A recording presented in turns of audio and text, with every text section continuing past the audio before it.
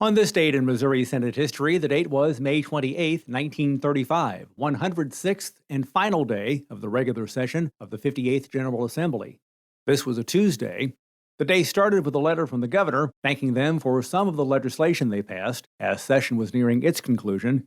Discussion then went to appropriations legislation. This included considering 64 Senate committee amendments on one of the bills. Eventually, this went to a Senate House Conference Committee. The President pro tem then signed a long list of passed bills. The Senate then recessed until 2. Upon their return, House Concurrent Resolution 14 was read, indicating the session would be adjourned sine die at 12:01 a.m. the next day. Midnight adjournments were common for a number of years.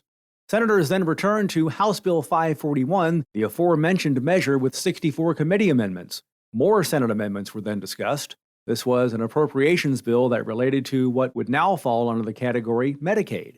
Eventually, senators passed this, as well as an emergency clause.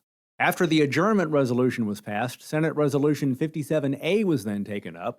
This said only appropriations bills, conference committee reports, and necessary resolutions would be discussed after 5 p.m. Senators then recessed until 8 p.m.